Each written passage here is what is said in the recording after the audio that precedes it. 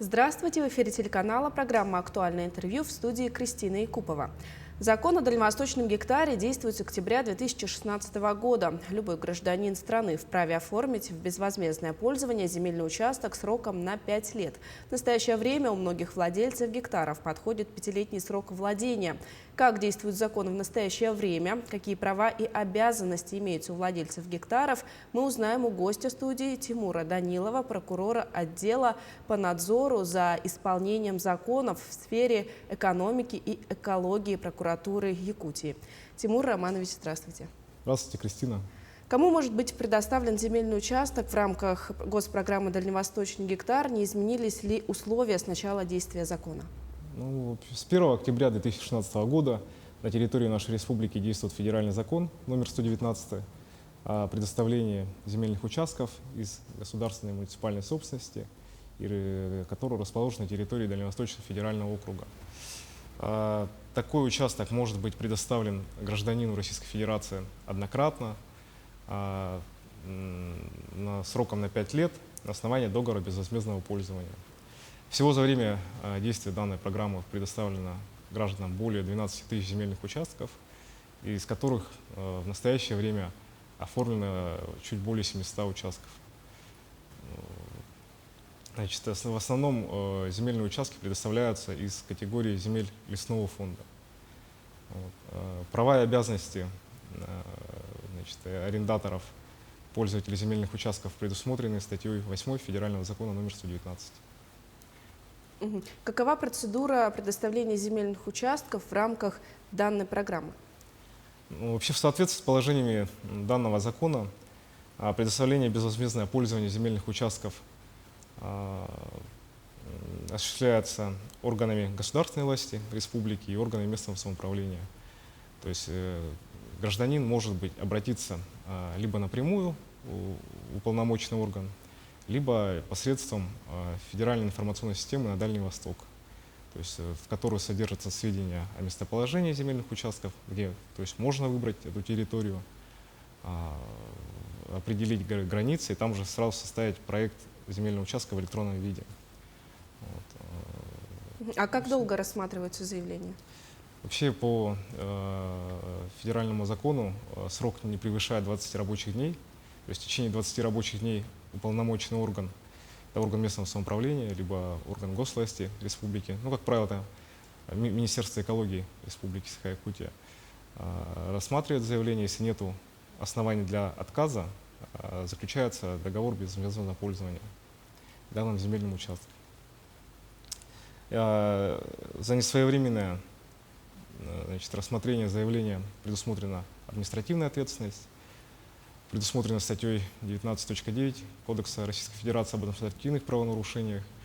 Так, органами прокуратуры республики в 2021 году и истекший период 2022 года выявлено более 30 таких фактов. То есть виновные лица привлечены к административной ответственности. Последний у нас пример был в деятельности Министерства экологии республики. Мы как раз выявили такие факты. Должностные лица были привлечены к административной ответственности по данной статье. А какова площадь предоставления земельного участка из земель лесного фонда? Федеральным законом 119 предусмотрена площадь не более 1 гектара. То есть площадь земельного участка может быть и меньше. Да? Граждане также вправе объединиться в количестве не более 10 граждан и попросить земельный участок, например, большей территории. Также необходимо отметить, что земельный участок должен соответствовать видам разрешенного его использования. И в течение года гражданин подает уведомление в уполномоченный орган о выборе вида разрешенного использования. Это тоже является основной обязанностью гражданина. Также, если действуют какие-то ограничения, необходимо получение лицензии, либо допуска, либо разрешения на осуществление деятельности на данном земельном участке. Это тоже общее правило, его законодательство не освобождает пользователя земельного участка. А может ли человек изменить вид используемого участка? Человек может, конечно, изменить вид использования данного участка. То есть по истечении, предположим, год прошел, он решил заниматься другой деятельностью на данном участке, поэтому он, конечно, может изменить вид использования, но обязан, опять же, уведомить уполномоченный орган. Потому что уполномоченный орган вносит сведения в единый государственный реестр недвижимости. То есть это все должно быть отражено в соответствующем реестре. А каковы особенности предоставления участка? На территории республики большинство земель у нас расположены на землях лесного фонда. В связи с этим граждане обращаются о предоставлении земельных участков из этой категории.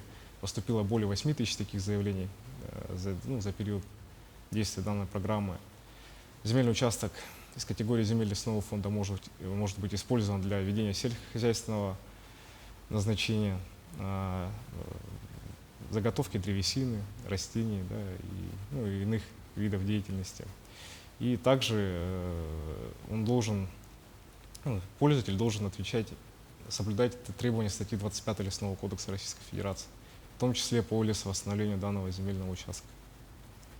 А в остальном, в принципе, обязанности такие же, как и с обычным участком. Угу. А какие работы проводятся уполномоченными органами по созданию инфраструктуры? Вообще на территории республики у нас создано 15 агломераций. 4 из них по мерам прокуратуры республики были обеспечены ранее инфраструктурой коммунальной, дорожной, транспортной. Дальше. 11 агломераций у нас в настоящее время остаются необеспечены коммунальной инфраструктурой.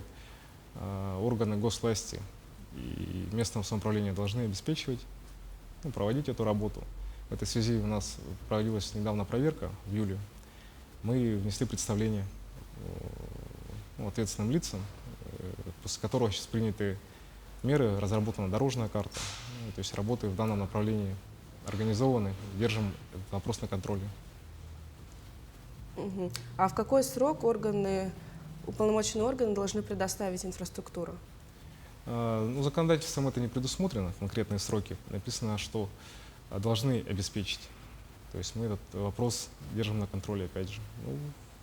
Мы так полагаем, в ближайшее время этот вопрос будет решен. Угу. А какие обязанности имеются у граждан? Как ранее было сказано, самой главной обязанностью является это предоставление уведомления о виде использования участка. В течение года гражданин обязан подать в уполномоченный орган данные сведения. Далее пользователь обязан определить границы земельного участка, отметить их в соответствующей системе на Дальний Восток и уведомить об этом уполномоченный орган. И также по предоставлению декларации, то есть по истечении 3 лет после подписания договора о безвозмездном пользовании гражданин обязан тоже подать декларацию по установленной форме приказа Минвостокразвития от 16 апреля 2018 года номер 68. Как он должен определиться с участком? Пригласить кадастрового инженера? Нет, он может посредством единой информационной системы на Дальний Восток это сделать. То есть в онлайн-режиме зайти, определить самостоятельно эти границы. Если границы будут уже пересекаться, потом на него уполномоченный орган сам выйдет и процедуру с ним это уже обсудит, как ему быть. Либо ему надо будет изменить границы, либо ему надо будет подать новое заявление о предоставлении нового земельного участка, который не будет нарушать границы иных пользователей. А по истечении какого времени гражданин вправе оформить земельный участок в собственность? По общему правилу, по истечении 5 лет, то есть с момента заключения договора, но имеются также исключения, если гражданин, например, принял меры к освоению данного земельного участка ранее, то есть построил, например, жилой дом, оформил его в собственность, либо принял иные меры какие-то к постройке дома, предположим, получил ипотеку в банке, то это также будет считаться исполнением условий, и земельный участок может быть предоставлен ранее наступления 5-летнего срока. Тимур Романович, спасибо, что ответили на наши вопросы. Спасибо вам. О правах и обязанностях граждан при реализации программы «Дальневосточный гектар» мы поговорили сегодня. До встречи в эфире.